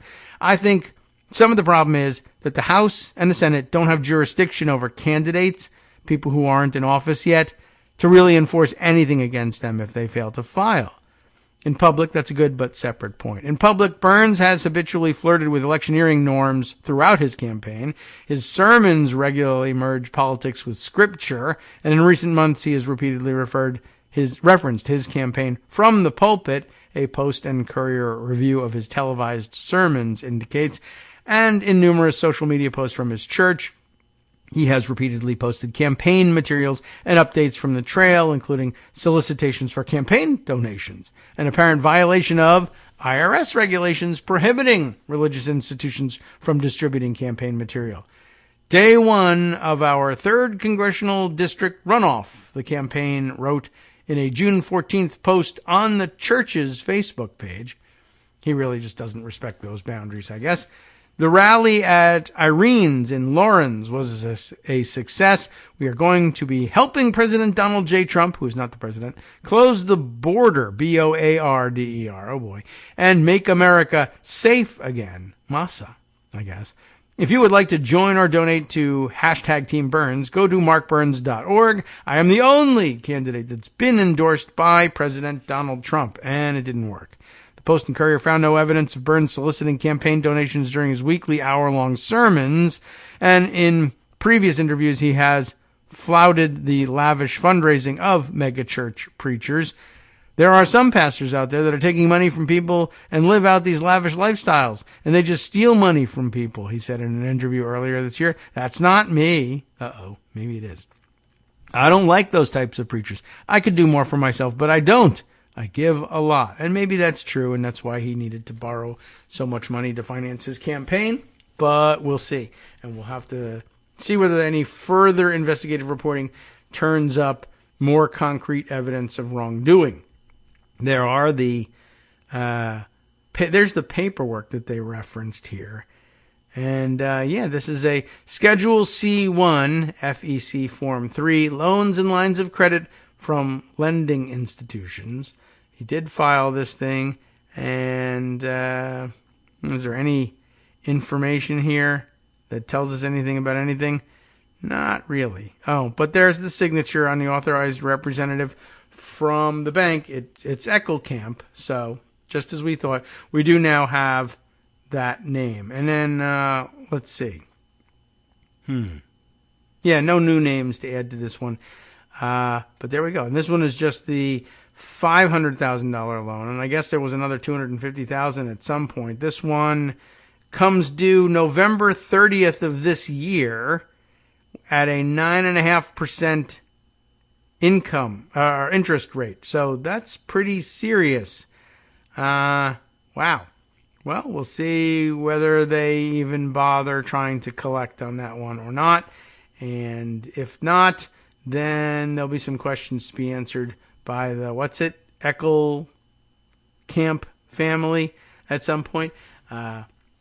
Maybe around, November, December. We'll see. Or there could be no law whatsoever anymore following the November election date. We'll see where we stand with all that. Okay. So anyway, that's Mark Burns, and he lost, and supposedly he's out of it. I don't know. I mean, I guess they could contest the election results and storm the Capitol, but no word of any plans for that so far. Let's see. There's also other news from South Carolina. Let's see. Did I already read this story? I mean, I didn't give you the Post and Courier actual report of the results themselves, did I? No, we read about his loan and his wackiness. But that's the bottom line of it. Sherry Biggs defeats Mark Burns in upstate South Carolina runoff for Congress. That's Macon Atkinson reporting for the Post and Courier. By the way, I can report that Sherry Biggs has got Republican lady crazy eyes. So we'll see how that develops and whether, she delivers on that promise or not. By the way, she's wearing a red vest in this. It's not a fleece vest like Glenn Youngkin, but just pointing that out. We'll see if there's anything we can glean from any of this. Here's their report on the runoff. Biggs narrowly defeated Burns with 51% of the vote to his 49%, according to unofficial state election results that saw 55,173 votes cast. The runoff put the former president, Donald Trump, and Governor Henry McMaster, longtime friends and political allies, it notes here, on opposite sides as voters chose Biggs, the more establishment candidate, over hard right opponent Burns. The race went to the runoff, as we know, since they only came out with 33 and 29% respectively. Biggs will face Democratic primary winner Brian Best, Bryon, Brian Best from Greenwood in the general election November 5th for Jeff Duncan's former seat. She is in a strong position in South Carolina's most conservative district, where Trump won 68% in 2020. So it is an interesting situation. And it did occur to me, it was very interesting thinking about it last night, that he goes and gets the Trump endorsement and seems to be rolling along. He was the highest vote winner, highest vote total in the first round. But yes, very interestingly, it is still South Carolina. And in South Carolina's most conservative district, you got to wonder whether, despite the fact that he had Trump's endorsement in a very, very Trumpy district, there still may have been people saying, well, I don't know, a black guy in South Carolina, right? I mean, it is entirely possible. Not that they, statewide it could be a different story. Maybe in its most conservative district, they went with the white lady and that was it. Hi, everybody. It's me, David. Let's change things up from the old fundraising pitch for just a minute and talk instead about how you can be a part of our show. If you've got a smartphone or any other electronic recording device, why not sit down and record a segment for us? Read us an important article and give us your take. Or read one of your own original essays, or even just give us your commentary on something you'd like to share that's important to you. Then send the file to me at kagrox@gmail.com, and I'll try and work it into the show. Short segments, a few minutes in length, are easiest to fit in. And of course, I can't always guarantee that I'll be able to play everything, but if you've ever shouted at your radio or TV about something you wish was being covered, here's your chance to change that. Make the show your own. Send your submissions to me at kagrox@gmail.com.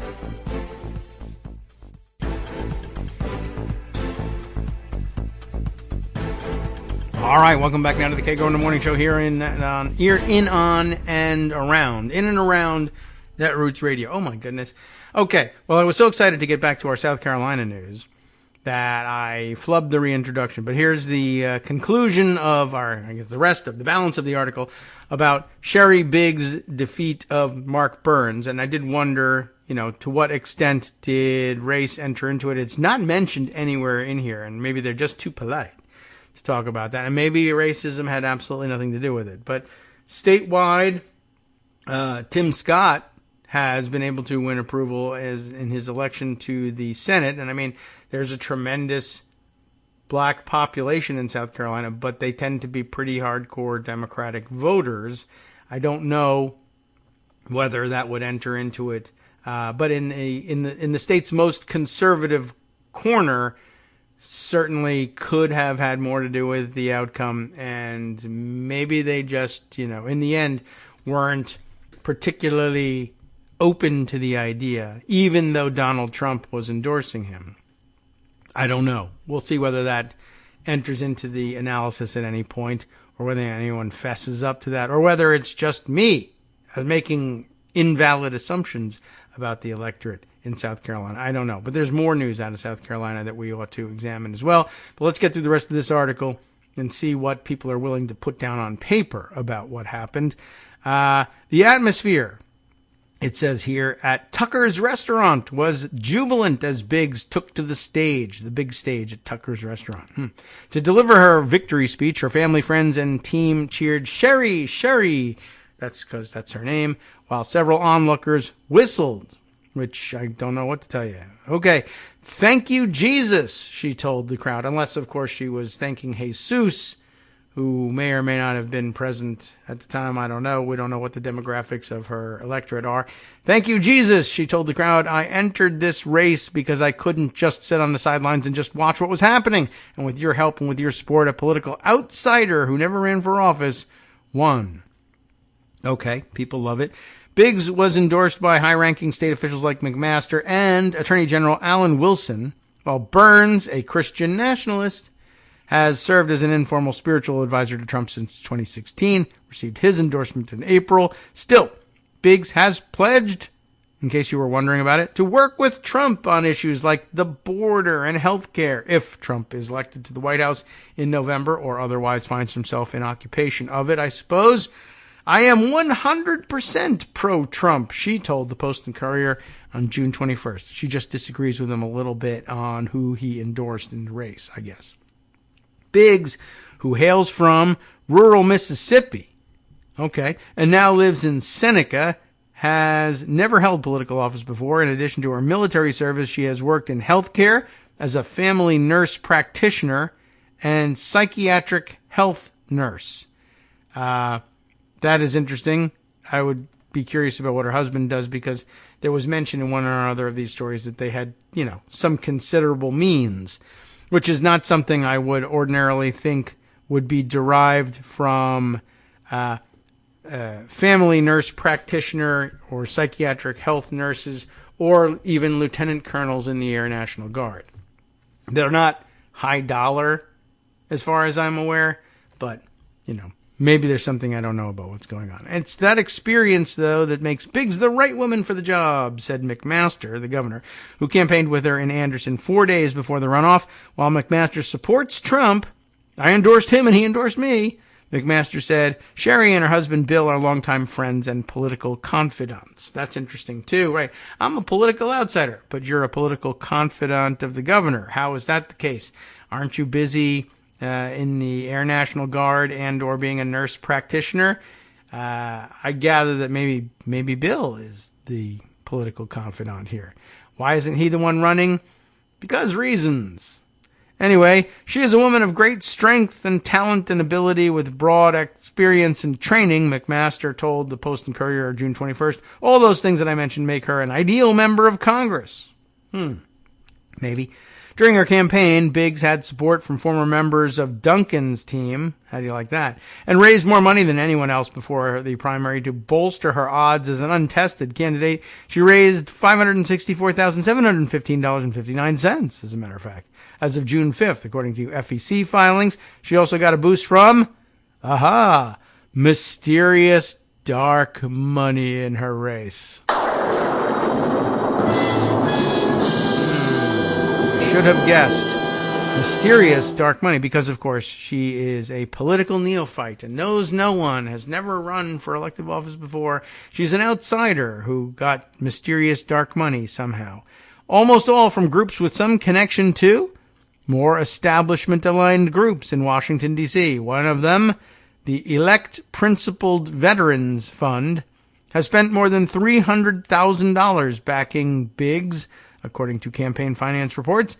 That group is exclusively funded by another PAC. It's a PAC that's actually part of another PAC. How do you like that? I'm starting a Elect Principled Veterans Fund to, sponsor veterans to run for office. Where does your money come from? Other veterans? No, it comes from another PAC. Well, what PAC is that? The With Honor Fund 2. It's got the Roman numeral 2 appended to the end. With Honor Fund 2, which means, of course, this is the second time around. What happened to the first With Honor Fund? Did it not have enough honor or not enough funds? Well, this is With Honor Fund 2, whose principal donors include figures like Amazon billionaire Jeff Bezos' parents. That's interesting. And the organization Everytown for Gun Safety. How do you like that? Which is closely connected to billionaire liberal philanthropist and former New York City Mayor Michael Bloomberg. So how do you like that? 100% I'm with Trump. I mean, I'm more establishment connected than the other guy who actually got the endorsement for Trump, but I am 100% with Trump. And let's just point out that for some reason she was supported in her race to the tune of $300,000 by Elect Principled Veterans Fund, which gets all its money from With Honor Fund 2, which gets most of its money from Jeff Bezos' parents and Everytown for Gun Safety. What do you think her record is going to be on Everytown with gun safety type issues? Probably about a 0%. So, I mean, again, trying to parse politics at the local level. I mean, if you think you can't understand why the dynamics of Israeli politics leads to the insane situations it leads to, or why people say things like, yeah, New York State Democrats are just a different kind of Democrat entirely. They just don't do things the same way as the rest of the country. Well, they do in the sense that they just don't do things normally.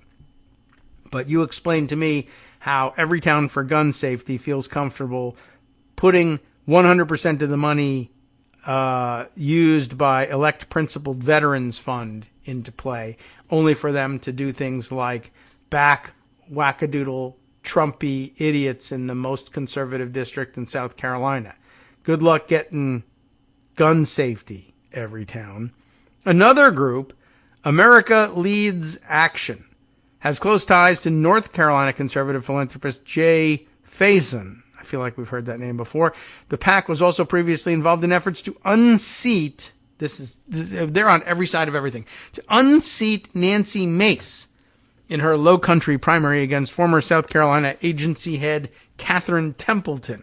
How do you like that? Her fundraising raised eyebrows among ultra-conservative circles in the district, but Biggs maintained she had nothing to do with the PAC donations. Take the money, $300,000 of her less than $600,000 somehow, and I got nothing to do with it. But it's Jeff Bezos and Bloomberg and Everytown, for God's sake. All right. Well, what can I tell you? Nobody figured it out. Nobody used it against you. Alongside supporters in Easley, if I have the name of the town right, Burns conceded the race at what he originally billed as a victory party. That's what you do with those things. We still got lots of work to do, Burns said. They dropped $1 million in about 3 days. No, they didn't. Into those attack ads and those vicious lies. And some people believe them. That's kind of how American politics works. That's true. But at the end of the day, I'm more MAGA than anybody that's in this race, except you're not in this race. Burns from Belton has made headlines for once suggesting on white nationalist and conspiracy theorist Stu Peters' internet show. I can't believe it's a guy named Stu Peters. It's incredible. That parents and educators who push the LGBTQ agenda in public schools should be jailed for treason or even executed for doing so. He is in the process of opening a charter school, we heard about that from Greg, that will provide an affordable pro-American education in a military academy-styled environment with what Burns describes as a strong emphasis on biblical teachings. His run in 2024 marked the third time he has sought a seat in Congress, but his campaign was plagued by financial troubles. As reporting from the Post and Courier revealed, he was nearly $1 million in campaign debt with no apparent means to repay it. Burns also saw a boost, by the way, from mysterious dark money.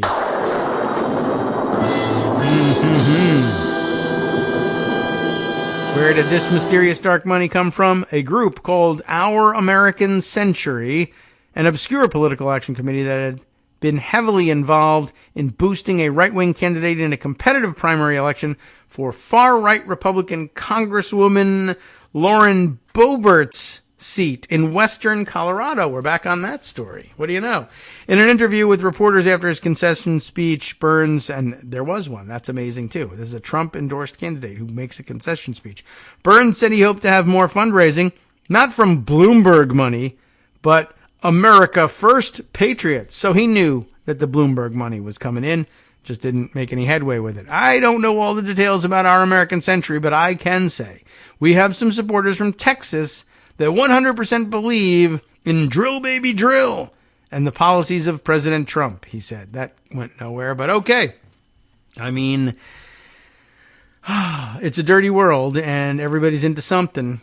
But yeah, try and figure out who's on whose side on any given day. It's very Byzantine. This is just the way politics kind of works.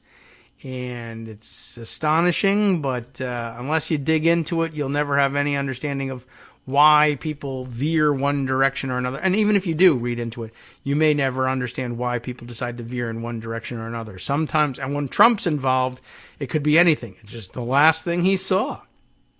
Nobody can really explain it beyond that. All right. I mentioned that there was some other news from out of South Carolina, and there is, but I keep having to open Pocket over and over again because these articles keep shifting me away from it.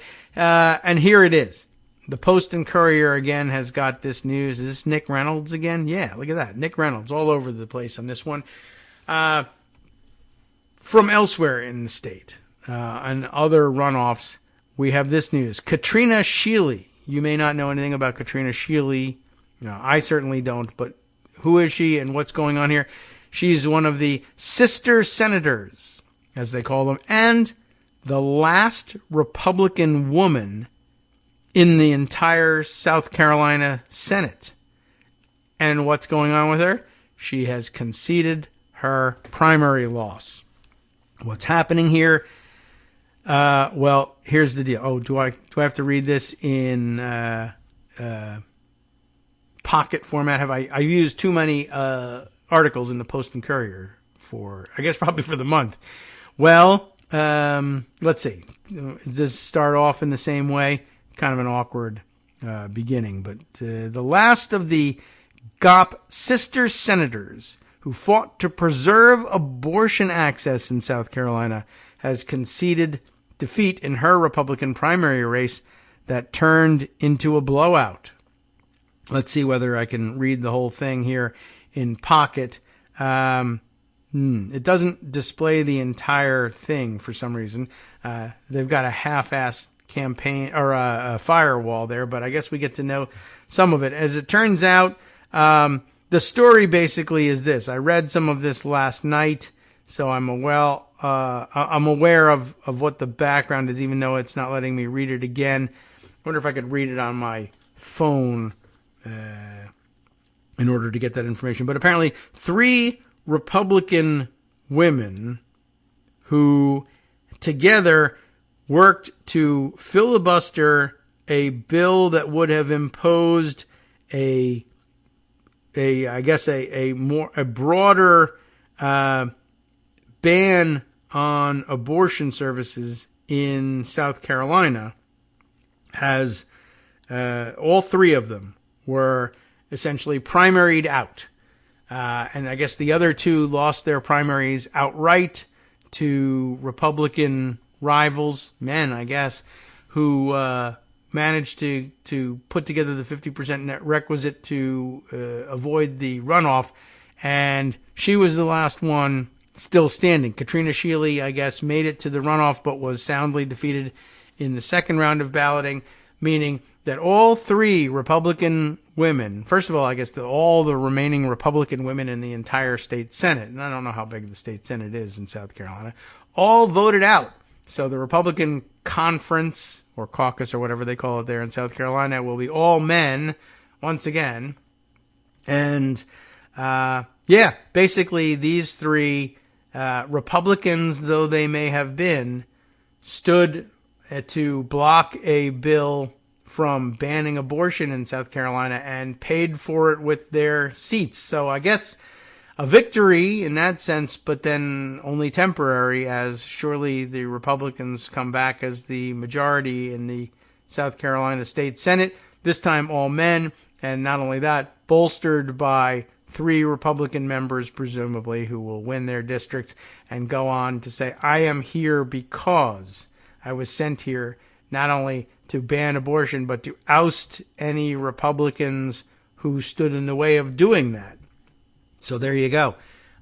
Sad news for South Carolina, but I guess you'd have to say not unexpected. All right. Well, now we can move on to other subjects besides the South Carolina results, though there were an awful lot to be parsed there. And I think we'll be seeing new information develop about that. Oh, yeah. As a matter of fact, here I did put aside, I guess just in case. Oh, boy. Really? In case I couldn't get through to the article itself, Dave Weigel was circulating this news from South Carolina. All 3 female GOP state senators who filibustered an abortion ban lost their primaries. So we have that established. Other items looks like that we have to explore again and figure out exactly what these things are. Some of these icons don't display very well in pocket.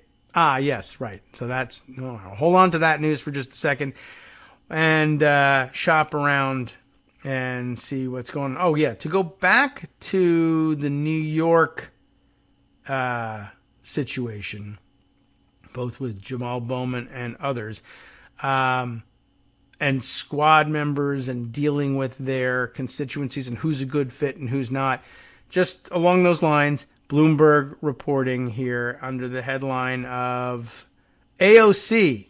Christian Hall writes for the Bloomberg News. AOC is getting too mainstream for her progressive base. I don't think that's actually the case, but there are certainly plenty among the progressive base who agitate for, you sold us out, AOC. You went mainstream Democrat on us. You didn't. I mean, she went more mainstream than perhaps they would have appreciated, but she's kind of walked that tightrope for a long time now, and you should be getting used to it. New Yorker, AOC, known as the New Yorker known as AOC, that's an interesting way of putting it, is Biden campaign emissary to young minority voters, which could, by the way, further empower her greatly in a second Biden administration, either by serving in the administration or making her a more influential power broker in Congress, which ought to be what her supporters want. She's moving up the ranks and gaining power and becoming a more effective legislator and perhaps positioning herself to work in the administration, run for higher office in the future. But I don't know. For some reason, people get upset and jealous about such things. Let's see if I can read the text of the article in pocket here.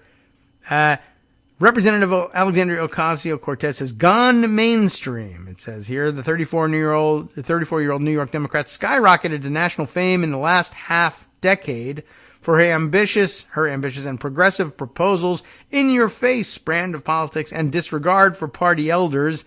Now she's serving as President Joe Biden's emissary to disenchanted young and minority voters 2 blocks from the 81-year-old desperately needs to beat Donald Trump and win re-election in November. Well, the bulk of the article is still blocked, but I just thought that was of interest to note and to keep an eye on, and very interesting. Once again, people who can never take yes for an answer. Different type of demographic, but pushing her. How dare you work with mainstream Democrats like Joe Biden to increase the influence of thoughtful progressives and practical progressives in Washington, D.C. We want impracticality, I guess.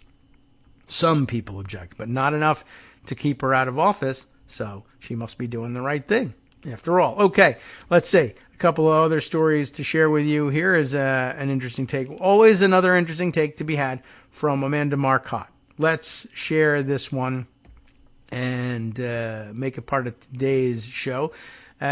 Although this too could be saved for tomorrow because it begins with a debate premise. But Trump's claim that he's using to lower expectations in the debate that Biden is, or will be anyway, jacked up on drugs is more than just projection, because of course he of the overseas import Sudafed and whatnot. But it's more than just projection. It is cult conditioning. Some might even say grooming, if you wanted to use that term. Parroting Trump's obvious lies creates the groupthink that keeps followers from asking too many questions, is the explanatory subheader on this piece. Let's go. Donald Trump has been thinking a lot about cocaine lately, apparently, even though drug running is one of the few felony charges he's not been indicted or convicted for. He has been routinely accusing President Joe Biden of using drugs, with the usual vivid details Trump injects into all his weird fantasies. So a little before debate time, he gets a shot in the ass, Trump told rally-goers in Philadelphia Saturday. Not usually how people do their cocaine, but whatever. I say he'll come out all jacked up, he added, before going off on a diatribe accusing Biden of being the owner of a bag of cocaine found in the White House visitor's closet last year. You remember that story? Since there's no flight of Trump's fancy too bizarre for right-wing media, this obsession of Trump's is getting echoed by Republican politicians and MAGA talking heads, Fox News hosts, politicians, Republican politicians, MAGA media influencers, and every right-wing troll on Twitter have been playing their part as well-trained parrots, repeating the lie. The Republican National Congressional Committee is even putting the lie in paid advertising, in case you were wondering about that. Everyone knows that Trump's favorite rhetorical tactic is psychological projection. You'd think Republicans would be a little more worried this would raise questions about what Trump has been ingesting, but no.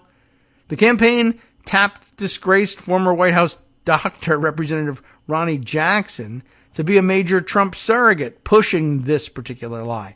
Jackson's been hitting both TV and podcasts to toss around drug names like Adderall and Provigil. This only reinforces suspicions that this accusation is a confession. Hello, thank you very much.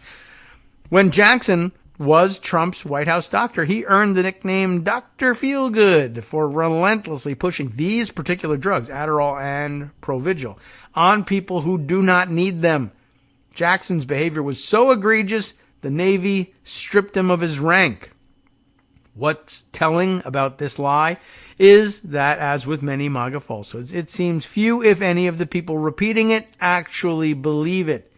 Trump and his allies have accused Biden not just of being a little tired at times, but of having dementia.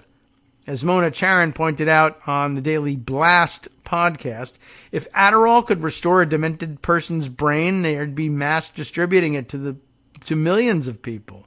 Well, they are, but I mean, not for that reason. Millions of people who are suffering from dementia. As for the cocaine accusation, even the most naive person in the country knows cocaine makes people less coherent, not sharper. It causes people to ramble on about nonsense, which, is closer to describing your average Trump speech, not anything Biden has been up to. So, rambling incoherently and sniffing. I wonder if he'll be sniffing as much during this debate as in the past. Trump is using his second favorite trick, besides projection, tricking his followers into believing they're in on his con. This explains why they repeat this lie. Trump isn't trying to convince anyone of this lie. He's convincing them that by repeating the obvious lie, they can share in what they believe is his mastery over reality itself. The lie is not a thing the MAGA person sincerely believes. It's a weapon that Trump has provided to them. When he loses the debate, which they clearly expect he will, the lie gives them a way to participate in the post-debate spin. But it's also the stupidity of the lie that makes it so fun. Saying something deliberately dumb in a reliable way to drive the liberals mad. Angering liberals is the emotional core of the MAGA base. This also helps explain why MAGA experiences no cognitive dissonance when Trump openly contradicts himself on the question of Biden's rhetorical skills. As many media outlets have documented, Trump spent weeks deriding Biden as the worst debater I've ever faced. He can't put two sentences together. Now, he suddenly changed tactics, claiming Biden is a worthy debater and warning that his followers don't want to underestimate him. None of this bothers Trump's supporters, who know nothing that he says should be mistaken for truth. That's part of the fun. He makes them feel like they're part of the lie. No doubt that feels powerful, this ability to speak out of both sides of your mouth and never be held to account for it. Every time Republican voters repeat an obvious lie, they get to feel they're sticking it to the liberals in the media with all their pious insistence that words should mean things and lying is bad.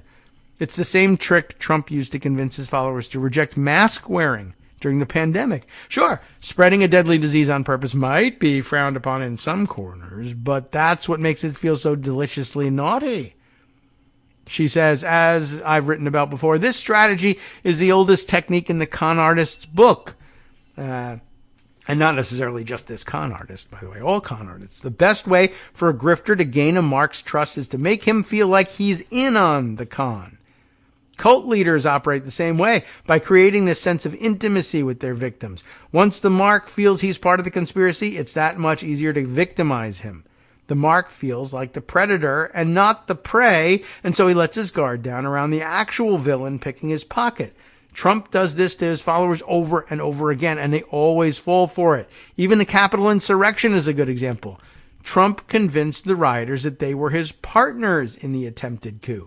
In reality, they were his patsies, set up to take the fall while he hid away in the White House. Let's see if we can squeeze in the rest of this one here. Tuesday, the New York Times ran a report on how much Trump rallies are being used to swindle the MAGA masses. At the recent Turning Point USA event in Detroit, the 8,000 people in attendance to hear Trump were the first subject to a pitch by Alexander Spillane, who federal regulators say is known as Alexander Fisher and Alexander Overlie. Overlie? Really? Okay. That's what it says.